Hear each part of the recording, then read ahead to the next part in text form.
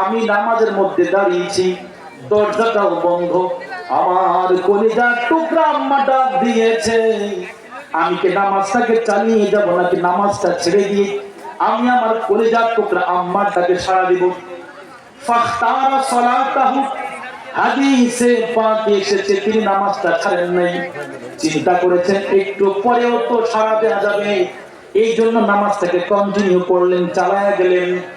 মা জননী ডাকতে ডাকতে ডাকতে ওই যুবক যখন ঘুম থেকে উঠেছে, সকালবেলা যখন যুবক ঘুম থেকে উঠেছে, সে তার হাতের দিকে তাকায়া দেখে তার হাত যেমন সুস্থ ছিল, আমার আল্লাহ রাব্বুল আলামিন ঠিক আগের মতো সুস্থ করে দিয়েছেন।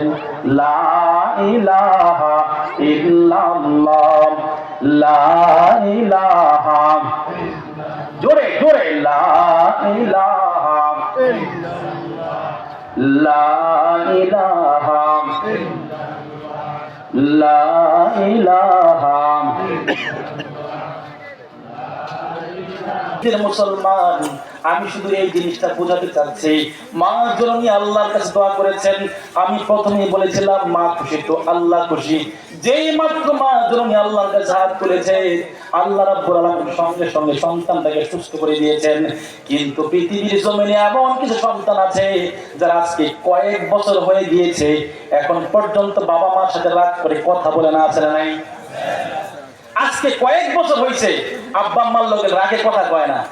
আবার কিছু কোলাঙ্গের সন্তান আছে আব্বা আম্মার লগে কথা কয়, তবে চেহারা দিকে চায় না, আছে না নাই? কি দেমাগটা, সে আব্বা আম্মার চেহারা দিকে তাকায় না। আহা, তুমি যে পৃথিবীতে সবচেয়ে নিকৃষ্ট মানুষ তোমার জানা নাই এটা, ঠিক কিনা বলেন? ইমাম ফকিয়াবুল্লাহ সামারকান্দি রাহমাতুল্লাহি আলাইহি ব্যাখ্যা দিয়েছেন, একটা যুবক তার আব্বাকে প্রত্যেকদিন নিয়মিত মারতো, বলে নাউজুবিল্লাহ। কিছু হলে বাবার গায়ে আঘাত করতো। একদিন সন্তানটা তার বাবাকে দৌড়াইতেছে, বাবা দৌড়াই, বৃদ্ধ মানুষ দৌড়াতে পারে না। কিছু দূর যাওয়ার পরে বাবা জমিনের মধ্যে পড়ে গিয়েছে। যুবক পিছন দিক থেকে একটা লাঠি নিয়ে মাথার মধ্যে জোরে একটা আঘাত করেছে। বাবা চিৎকার দিয়েছে, বাবার চিৎকারে শুনে আসে পাশের প্রতিবেশী হাজির। একটা লোক এসে তার লাঠির মধ্যে ধরেছে। এই কোলাঙ্গার, এমন কি অপরাধ তোমার আব্বা করেছে যে কারণে তুমি তার মাথার মধ্যে আঘাত করেছো? বাবা শুধু একটা বলেছে, আমার সন্তানটাকে ছেড়ে দে, আমার সন্তানটাকে ছেড়ে দে, তার কোনো দোষ নাই, তার কোনো দোষ নাই। আজ থেকে আমার আব্বাকে ঠিক এভাবেই রাস্তায় ফেলে আমি আঘাত করেছিলাম, সেই জন্য আমার করে আল্লাহ রাব্বুল আলামিন কোলাঙ্গার সন্তান দিয়েছেন, যে লোকটা আমার বাবার পক্ষ থেকে প্রতিশোধ গ্রহণ করেছে। আরে আজকে তুমি তোমার বাপকে আঘাত করছো, তোমার ঘরে আল্লাহ পাক এমন সন্তান দিবেন, সেও তোমাকে তার প্রতিশোধ নেবে, ঠিক কিনা বলেন? তুমি পুত্রবধূ হয়েছো, বাবা ঠিক করেছে যে এবার ঈদে মাকে একটা, স্বামী ঠিক করেছে এবার ঈদে মাকে একটা সুন্দর কাপড় দেবে, আর তুমি পুত্রবধূ বলে দিছো বৃদ্ধা মানুষ এত দামি কাপড় দিবেন কেন, পানের পিসকে ফেলায় নষ্ট করে ফেলবে, আছে না ভাই? আরে সন্তান বিদেশ থেকে কামাই রোজগার করে, সে তার মাকে কি দেবে? এতে তুমি হস্তক্ষেপ করার কে? ঠিক কিনা বলেন? বাবাকে একটা লুঙ্গি দেবে, বলতেছে কোন রকম একটা দিয়ে দেন, বৃদ্ধ মানুষ সে তার কোথাও যাবে না, ঘরেই তো থাকবে, আছে না নাই? তোমার ঘরে যদি একটা ছেলে থাকে, অপেক্ষায় থাকো, একদিন তোমার উপর এমন আচরণ করার জন্য আল্লাহ পাক সেই ফেরাউন পাঠাবে, ঠিক কিনা বলেন? আমার ভাইরা গভীর মনোযোগ, বলছিলাম আল্লাহ রাব্বুল আলামিনের সন্তুষ্টি অর্জন করার জন্য বাবা এবং মায়ের সন্তুষ্টি অর্জন করতে হবে। এই মুসলমান, আল্লাহর হাবিবের দরবারে একজন সাহাবী এসে বলেছে, ইয়া রাসূলুল্লাহ, ইয়া হাবিবাল্লাহ, আমার একটা মা আছে, আমি আমার মাকে বড় ভালোবাসি, আমি আমার মায়ের সেবা করি, খেদমত করি, আল্লাহর কসম করে বলি আজ পর্যন্ত আমি কোনোদিন তার একটা হক নষ্ট করি নাই। কিন্তু নবী গো, ও দয়ার নবীজি, আমার মায়ের মুখটা খুব খারাপ, খুব বকাবকি করে। আমি যদি তার হক আদায় করি, আমি যদি তার সামনে খাবার উপস্থাপন করি, তার পছন্দ হয় না। আমি যদি তার সামনে কাপড় নিয়ে যাই তার কাপড়টা পছন্দ হয় না, আমি যত কিছু করি না কেন তার সব কিছু অপছন্দ হয়। মানুষের সামনে আমাকে গালাগালি করে। ইয়া রাসূলুল্লাহ, ইয়া হাবিবাল্লাহ, আপনি বলে দেন আমি আমার মায়ের সঙ্গে কি করতে পারি? আল্লাহর হাবিব বলে দিয়েছেন, সাহাবী, ও আমার সাহাবী শোনো, তোমার মা জন্মে তোমাকে তো গালি তো দেয়, আঘাত করে না। ও সাহাবী শোনো, তোমার সন্তান যদি তোমার দেহ থেকে তোমার পশমগুলো, তোমার মাংসগুলো, হাড্ডি থেকে খুলে ফেলে, এরপরেও তুমি মায়ের 4/1 হক আদায় করতে পারো নাই। সুবহানাল্লাহ। আর তুমি তো 1 হক আদায় করতে পারো নাই, তোমার হাড্ডি থেকে যদি মাংস খুলে ফেলা হয় আর তোমাকে মাঝে মধ্যে গালি দেয়, তুমি অভিযোগ করতে আসছো, ভাগো এখান থেকে। সুবহানাল্লাহ বলেন। মা জননীর পাওয়ার দেখছেন। যদি কোনো বাপ মা, ধরেন আপনি, একটা মানুষ যদি এমন হয় যে তার বাপ মা খ্রিস্টান অথবা হিন্দু, এখন ছেলেটা মুসলমান হয়েছে, এখন ওই ছেলেকে ওই বাবা মা প্রায় আঘাত করে দিয়েছেন, জুরাইজি রে আনা উম্মুকা কাল্লিমনি, আমি তোর আম্মা বলতেছি, দরজা খুলে একটু আমার সাথে কথা বলো না আব্বা। জুরাইজি নামাজের মধ্যে ছিলেন, ডাক দিয়েছে। পরের দিন যখন আবার মা জননী এসে ডাক দিয়েছে, জুরাইজ আনা উম্মুকা কাল্লিমনি, আরে কি হয়েছে? তোমাকে প্রত্যেক দিন ডাকে, তুমি আমার কথা শোনো না। ঘরের ভিতরে কি মাকে গুরুত্ব দিস না, মার গুরুত্ব বুঝিস না। আল্লাহর কাছে বদদুয়া করে ফেলেছে, আল্লাহ আল্লাহুম্মা লা তুমিতহু হাত্তা তুরিয়াহু উজুহাল মুমিসাত।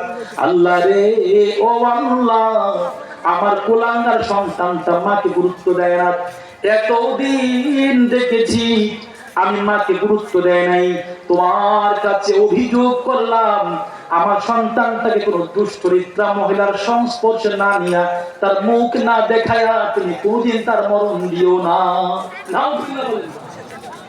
আল্লাহ তুমি তার মরণ দিবা না। যে লোক আমি মাকে গুরুত্ব দেয় না, আর কিচ্ছু বোঝে না, এক পর্যায়ে এলাকাবাসী বিরক্ত হয়ে দরজার মধ্যে আঘাত করেছে, দরজাটাকে ভেঙে ফেলেছে, তাকে ঘর থেকে বের করে নিয়ে এসেছে। জুরাইজ, আমরা তোমাকে ওলি মনে করি, এত পরিমাণ ইবাদত তুমি করো, এত পরিমাণ ইবাদত তুমি করো, কিন্তু এই যে পাশের বাড়িতে একটা মহিলা, যে মহিলার স্বামী আজ থেকে বহু বছর আগেই তো চলে গেছে, এই যে মহিলা, তার গর্ভে যে সন্তান এসেছে, দুনিয়ার জমিনে ভূমিষ্ঠ হয়েছে, এই মহিলাকে আমরা প্রশ্ন করেছি, তোমার তো স্বামী নাই, তাই তোমার এই সন্তান আসলো কোত্থেকে? মহিলা তোমার কথা বলে দিয়েছে, তুমি নাকি এই সন্তানের বাপ বলে। নাউযুবিল্লাহ। জুরাইজ কোনো জবাব দেয় নাই, শুধু বলেছেন আমি যদি অপরাধ হই শাস্তি হবে, কোনো সমস্যা নাই, বাচ্চাটাকে নিয়ে আসেন, মহিলাকে নিয়ে আসেন। ওই মহিলাটাকে আনা হয়েছে, বাচ্চাটাকে আনা হয়েছে। আল্লাহর নবী পবিত্র জবান নিঃসৃত বাণী হাদিসে পাকে এসেছে, জুরাইজ শুধু বললেন, এই নবজাতক বাচ্চা, তুমি প্রমাণ করে দাও, তুমি তোমার 2 ঠোঁট দিয়ে প্রমাণ করে দাও সত্যিকার অর্থে তোমার বাবাকে। ছোট্ট বাচ্চারা যখন আল্লাহ রাব্বুল আলামিন বলে দিয়েছেন, সে বলে দিয়েছে, জুরাইজ আল্লাহ পাকের ওলি, এতে বিন্দু মাত্র কোনো সন্দেহ নাই। সুবহানাল্লাহ বলেন। আমার বাবা হচ্ছে ওই যে পাশে একটা রাখাল ঘুমায়, ওই যে লম্পট দুষ্কৃত রাখাল, তার সাথে যা কিছু হয়েছে, এই জুরাইজের কোনো দোষ নাই। প্রত্যেকটা মানুষ বলতে শুরু করে দিয়েছে, জুরাইজ তুমি যে আল্লাহ পাকের ওলি, এটা আরো একবার প্রমাণ হয়েছে। ও ভাই আমার, তুমি যদি বলো তোমার ঘরের, তোমার কামরার, তোমার রুমের যে অংশটুকু আমরা ভেঙে ফেলেছি, তুমি যদি চাও আমরা তার স্বর্ণ দিয়ে, আমরা তার রূপ দিয়ে আবার ঠিক করে দেব, তুমি শুধুমাত্র একটু অনুমতি দাও। জোড়ায় করে দিয়েছে, স্বর্ণের দরকার নাই, রূপার দরকার নাই, আমার ঘরটা যেমন ছিল তেমন করে দাও। সুবহানাল্লাহ। এই মুসলমান এই জায়গা থেকে বোঝা গেল কি, মা জননী বদদুয়া দিয়েছিলেন, আল্লাহুম্মা লা তুমিতহু হাত্তা তুরিয়াহু উজুহাল মুমিসাত। আল্লাহ রে, ও আল্লাহ, তুমি আমার সন্তানটাকে একটা খারাপ চরিত্র মহিলার সংস্পর্শে নিয়ে চেহারা দেখায়ো। আল্লাহ চেহারাই দেখাইছেন, এর চেয়ে বেশি কিছু করেন নাই। সুবহানাল্লাহ। এই যে মহিলার চেহারা আছে দেখছেন না, সে কিন্তু ঘর থেকে বের হইতো না, সে খারাপ মানুষের সঙ্গে মিশতো না, একটা গীবত খাইতো না, একটা মিথ্যা কথা বলতো না, সমাজের মানুষের সঙ্গে খুব একটা চলতো না। যে লোক চায় না তার ব্যাপারটা হোক, কিন্তু মায়ের এই বদদুয়া এতটুকু আল্লাহ কবুল করছে যে ওই দুশ্চরিত্রা মহিলার কাছে নিছে, এর চেয়ে বেশি আল্লাহ করার নাই। সুবহানাল্লাহ বলেন। কথা থেকে বুঝতে পারতেছেন কিনা? তাহলে অর্থাৎ বাপ মা যতটুক বলে আল্লাহ কবুল করে ততটুকুই। সুবহানাল্লাহ বলেন। তাইলে অনেক যুবক এখানে আছে, চাকরি হয় না, বিদেশে যায় না। তো আমার প্রশ্ন, আপনি কয়দিন আম্মার গিয়ে বলছেন আম্মা আপনি আমার লাগে দোয়া করেন? আমি এটা বলতে পারবেন না? এখানে যারা বসে আছেন হাত তুললে আমি হাত তোলাবো না। যদি হাত তোলাই দেখা যাবে এখানে অনেক লোক আছে যে আজ থেকে কতদিন আগে বাবার কবরটা মায়ের কবরটা জিয়ারত করছে মনে নেই, আছে না নাই? অনেক লোক আছে বছরে একদিন ওই একদিন হয়তো যায়, এরপর আর বাপের কবরেও যায়, আছে না নাই? অথচ এই রূপবতী কবরের পাশ দিয়ে বামতার আমরা কত আসা যাওয়া করে, কিন্তু বাবার কবরের পাশে কি 2 মিনিট দাঁড়ায় এমন লোক আছে না নাই? আছে। আমার সন্তান আছে। আপনি তো একদিন মরবেন, কি বলেন মরবেন না? আপনি একদিন মরবেন। এই জন্য আমার কথা হলো, আপনি যখনই সুযোগ হয় আপনি আপনার আব্বার কবরের পাশে যাইবেন, আম্মার কবরের পাশে যাইবেন। আজকে আব্বা আম্মা তো নাই, কিন্তু তাদের কবরটা আছে না নাই? কবর আছে না? আমার পরিচিত একজন ভাই আছে বাকরাবাদ বাড়ি, গত কিছুদিন আগে আমাকে ফোন দিছে। তা আমাকে সম্মান করে ছেলের মতো দেখে, আর কি মুরব্বী মানুষ, ওনার আব্বা হজ করতে গিয়ে মারা গেছে। তো বাবা কই, উনি কই, গরিব মানুষ, ঘরটা টিনের। বিশ্বাস করবেন ওনার ঘর দেখলে খুব মায়া লাগে, জীর্ণ শীর্ণ একটা ঘর, কিন্তু লোকটা প্রতি বছর কমপক্ষে একবার উমরা করতে যায়। ওই বাবার কবরটা আমার এখানে। সুবহানাল্লাহ কন্যা। লোকটার নাম হলো ফজলুল হক, বাকরাবাদ বাড়ি, সোনাগান্দার খলিফা। তো গত কিছুদিন আগে মাহফিল করে আসছে ওনার বাড়িতে। এই এখন উনি বর্তমানে আজকে উনি এখন মদিনায় আছে। কথা বুঝতে পারছেন? বাবার কবর সে মক্কায় বছরে একবার যায়, এবং ওই যে বাবার মৃত্যুবার্ষিক বাড়িতে মাহফিল করছে আমাকে নিয়ে, যে বাবার একটু আসে দোয়া করে দিয়ে যাবে। আর এইগুলো হচ্ছে মেয়ে সন্তান। কি বিরক্ত হন নাকি? আমি কি বাস্তব কথা বলতেছি না? বাস্তব কথা বলতেছি আমার ভাইরা। তো বলতেছিলাম প্রথম থেকে একটা কথা, আল্লাহ পাকের খুশি আমি আপনি তখনই পাবো যখন আব্বা আম্মা আল্লাহকে বলবে, আল্লাহ আমি আমার সন্তানের উপর খুশি, তুমি খুশি হয়ে যাও। সুবহানাল্লাহ বলেন। আর যে কোনো ফোন দিতে হোক, আপনি যদি আব্বা আম্মাকে কোনোভাবে কষ্ট দিয়ে ফেলেন, আল্লাহ নবীর হাদিস সাক্ষী, মৃত্যুর সময় ঈমান নসিব নাও হইতে পারে। বলেন কি হইতে পারে? ঈমান নসিব নাও হইতে পারে। এমন ঘটনা আছে, হাদিসে আছে। আলকামা একজন নামে একজন ব্যক্তি, আলকামা, এই ব্যক্তিটা যখন তার মৃত্যু সজ্জায় মুমূর্ষ অবস্থায় তার স্ত্রী নবীজির কাছে খবর পাঠিয়েছেন, ইয়া রাসূলুল্লাহ আপনার কলিজার টুকরা আলকামা সে মুমূর্ষ অবস্থায় আছে, কিন্তু আমরা এত চেষ্টা করতেছি তার মুখ দিয়ে কালিমা বের হচ্ছে না। সর্বশেষ বাক্য হাদিসে পাক এসেছে, হাদিসে পাক এসেছে, যেই ব্যক্তির শেষ জীবনের কর্মগুলো ভালো হয়, বলেন যে ব্যক্তির জীবনের শেষ কর্মগুলো কি হয়? ভালো হয়, সেই ব্যক্তির এই শেষ জীবনের আমলটুকুই আল্লাহর কাছে গ্রহণযোগ্য। সুবহানাল্লাহ বলেন। তাইলে যে ব্যক্তি সারা জীবন মনে করেন যে নামাজ পড়ছে না, কিন্তু মৃত্যুর 1 সপ্তাহ আগে নামাজ পড়ছে এবং ওই অবস্থার মৃত্যু হয়েছে, এই জায়গা থেকে বোঝা যায় হতে পারে তার দাঁত, হতে পারে তার তাওবা আল্লাহ পাক কবুল করেছেন। সুবহানাল্লাহ বলেন। আমার এক তালুই ছিল, নামাজ পড়তো না, ওনারে বললে নামাজের কথা উনি বলতেন, হ আল্লাহ আমার জাহান্নামে দিয়ে কি মানুষের শহরটা কিনবো নাকি? কি কিনবো নাকি? আল্লাহ কি মানুষের শহরটা কিনবো নাকি আমরা জাহান্নামে দিয়ে? নামাজ পড়তো না, কিন্তু ওনার ইন্তেকালের 4-5 দিন আগে উনি মসজিদে 5 ওয়াক্ত নামাজে যাইতে গিয়ে বসে থাকতো। আচ্ছা বলেন তো, এই লোকটার শেষ জীবনের আমলটা যদি আল্লাহর কাছে কবুল হয়ে যায়, আমি আপনি ঠেকাইতে পারবো নাকি? আবার এমন লোক বহু আছে, সারা জীবন এক ব্যক্তি 12 বছর, ওই যুগে মাইক ছিল না, 12 বছর সে মিনারে উঠে আযান দিত। কয় বছর? কিন্তু ওই ব্যক্তি মৃত্যুর আগে একটা বাক্য বলছিল যে আল্লাহর কোরআনে যা আছে সব মিথ্যা। নাউজুবিল্লাহ বলেন। এই বাক্য বলার পর তারা মরণ হয়েছে। এবার প্রশ্ন, তাহলে বলেন তো তার ঈমান আছে না গেছে? গেছে না? গেছে। এখন তার মৃত্যুর পরে তার চরিত্র সম্পর্কে এটা প্রকাশিত হয়েছে। সে যখন মিনারে উঠে জায়গায় উঠে আযান দিত, তার পাশে কিছু মহিলারা গোসল করতো, সেগুলো দেখতো। নাউজুবিল্লাহ বলেন। তা 12 বছর তুমি আযান দিলে লাভ হবে কি? মৃত্যুর সময় তো যা হওয়ার হয়েই গেছে। আর এই জায়গা থেকে বোঝা যায় আমি আপনি যত আমল করি না কেন আল্লাহর কাছে কবুল হইতেও পারে আবার নাও, ঠিক কিনা আমার ভাইয়া? তো বলতেছিলাম ওই সাহাবীর কথা যে ইয়া রাসূলুল্লাহ, আপনার কলিজার টুকরা আলকামা যে আপনার কাছে ছিল, যে দান সৎকার করত, আপনার সংস্পর্শ ছিল, যে ভালো ছিল, আমরা তাকে ভালোই জানি, কিন্তু আজকে তার মুমূর্ষ অবস্থায় তার মুখ দিয়ে কালেমা বের হচ্ছে না। নবীজি তখন দুজন সাহাবী পাঠিয়ে দিলেন এবং বললেন, গিয়ে তোমরা তদারকি করো যে আসলে ব্যাপারটা কি। বাড়িতে গেলেন, গিয়ে আলকামাকে ইশারা দিলেন, সে চোখ খুলছে, তার ঠোঁট নড়ে, কিন্তু কালিমার কথা বললে তার কিচ্ছু মুখ দিয়ে বের হয় না। সাহাবা দুইজন অনেকক্ষণ চেষ্টা করেছেন।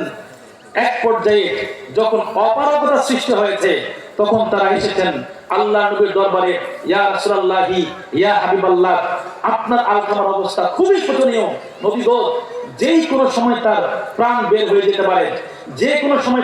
নবীজি বলেছেন, খোঁজ নিয়ে দেখো তার আম্মা দুনিয়ার জন্য বেঁচে আছেন। সুবহানাল্লাহ বলেন, বলেন কে বেঁচে আসেনি? আম্মা বেঁচে আসেনি। তো খোঁজ নিতে গেল, গিয়া দেখে তার আম্মা বেঁচে আছে। ডাক দেওয়া হয়েছে, আলকামার মা, তোমার ছেলে আলকামা তার মুমূর্ষ অবস্থা, তো তুমি আমাকে বলো তো তোমার ছেলের ব্যাপারে তোমার কোনো অভিযোগ আছে নাকি?